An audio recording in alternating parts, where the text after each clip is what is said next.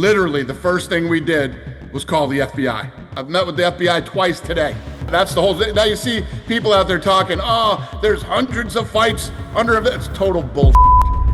Total usual clickbait bullshit. Dominance MMA has been subpoenaed by a Nevada state judge in regard to the ongoing UFC antitrust lawsuit. And that means that Ali Abdelaziz might finally be getting his comeuppance. So, let's break it down. The UFC is being sued for antitrust violations. Yep, the big daddy of MMA is accused of using shady tactics to pay fighters less and dominate the MMA marketplace. The initial settlement, over $375 million paid to more than 1,000 fighters who competed between 2010 and 2017. But here's the kicker. This settlement only covers part one of the case. The second part, covering 2017 to present, is still heating up. Now, enter Dominance MMA, Ali Abdelaziz's management company. They've been subpoenaed by a Nevada state judge to hand over stacks of documents, emails, contract negotiations, everything. Why? Because the plaintiffs want to see if fighters were pressured into contracts, deprived of options, or otherwise squeezed by the UFC's business muscle. In August, Dominance MMA objected, arguing, hey, we're tiny. It's just Ali and about 10 independent contractors. We don't have the manpower. And they refused, offered help to gather the documents, basically telling the plaintiffs, go ask the UFC yourselves. Well, the court didn't buy it. They've been ordered to turn over everything by November 18, 2025. You can sense the tension, right? The colliding worlds of fighters, agents, promoters, and now the law. All right, let's zoom in. Ali Abdelaziz is everywhere in MMA. His management company, Dominance MMA, currently has 8% to 12% of the UFC roster under contract. That's not small potatoes. And historically, Abdelaziz has been involved in controversies, from claims of conflict of interest to accusations of matchmaking for profit. So, when the courts ask who was part of this system, Ali's name pops up. And when the question is, were fighters pressured into signing deals that favored the promotion and management? Then, yeah, Dominance MMA is squarely in the spotlight. Imagine the UFC is a giant tree. The fighters are the branches. Ali's management company was one of the roots feeding into the system. And now, those roots are being uprooted. Now, let's not pretend this only affects one guy. Dana White, the face of the UFC, is connected to nearly every major management agency in MMA. First Round Management, Kawa Brothers, Arsenal Sports Agency, Paradigm, you name it. The point? The relationships run deep. These aren't incidental friendships. Sometimes they're decades-long alliances.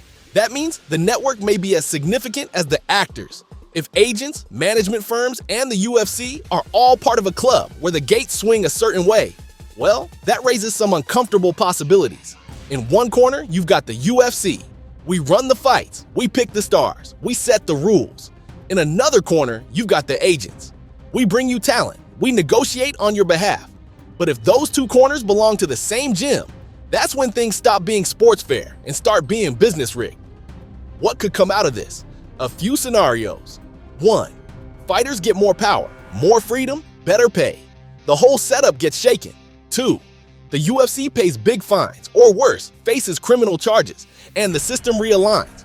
Or the UFC settles again, agents squeak through, business continues as usual, just with a new accounting line. There's a twist. When the UFC settled earlier, the payments were deductible as business expenses. Meanwhile, the fighters receiving the cash had to pay taxes on it, as if they hit the lottery. That means, classic, some fighters might end up owing money after getting a payout. It's like getting the winning lotto ticket, and then getting a tax bill bigger than your winnings. Not exactly the victory lap you imagine. Okay, let's stop the legalese and talk plain. Why should you care? Because when the system is rigged, even a little, the sport loses legitimacy. Fighters you love, opportunities you think are earned, they might be skewed. A fighter might get that call not because they fought hard, but because the deal was better aligned with the business side. Video evidence? There is footage of Hunter Campbell heavily persuading Aljamain Sterling to sign a contract, and in the background, manager Tiki Gosen sitting quietly. The documentary was approved by the UFC itself. Imagine what's behind the scenes they didn't show us. When that happens, the narrative of the best fight wins starts to feel hollow. All right, let's have some fun. Picture this. Dana White strolling into a courtroom in fight gear. Bear with me. Ali Abdelaziz wearing one of his trademark manager jackets. flipping through contract negotiations like they're receipts at the mall. The judge. Sir, who are you again? I'm the guy who signs your favorite fighter. Cue dramatic gasp. You can almost hear the scene. Your Honor, we object. Oh yeah? Did you read the email titled, "Please sign contract before midnight. We have 2 other fighters." No one told me I'd be in a wrestling match with accounting. It's absurd. It's awkward. And in some weird parallel universe, it's exactly what's happening. And yes, we're poking fun. Because even in the darkest corners of sport business, humor helps. We laugh so we don't cry. Or punch the wall. The subpoena to dominance MMA is the cinematic moment. It's like the bell rings, fighters touch gloves, and the real fight begins. Until now, the UFC had been fighting in the ring. Now, it's fighting in the courtroom. If documents spill showing how fighters were pressured, manipulated, or deals stacked in one corner, it could be a landmark moment. Maybe not fighter rebellion rises up kind of moment, but certainly the kind where the chains start rattling. Ali Abdelaziz might finally be facing his comeuppance. The company that argued we're too small to comply got slapped with handed over by November 18. No more hiding behind, I'm just a small agent. Not when you control 8 to 12% of the roster. Let's zoom out. Is MMA dying? Not at all. Is it in crisis? Possibly. Because the edge between sport and spectacle is always razor thin. When the promoter is also the referee, the timekeeper, and the matchmaker. That's not just dangerous, it's unfair. As one former champ put it, if athletes can't freely choose where they compete, then we're not watching an open sport. We're watching a business. And here, the business is stacked. So this case isn't just about contracts. It's about the future of MMA governance. It's about whether fighters are partners or pawns. It's about whether the spectacle stays vibrant or becomes a rigged show. So here we are, Dana White and Ali Abdelaziz in the same plot line. One runs the mega promotion, the other manages the mega talent. The lawsuit whirls around them like a heavyweight slugfest. Documents flying, contracts colliding, reputations on the line. What will come out? Possibly new transparency, possibly more power for fighters, possibly the opposite, where the business side slithers through settlement and nothing really changes. But either way, the system has been flagged. The hidden gears have been exposed. If you close your eyes and listen, you might hear the bell, ding ding.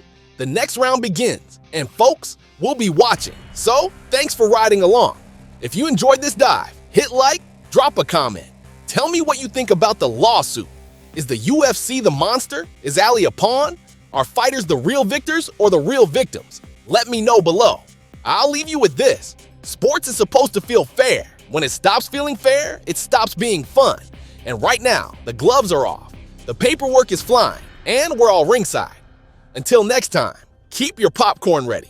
Because in MMA, the real fight might not always be in the octagon.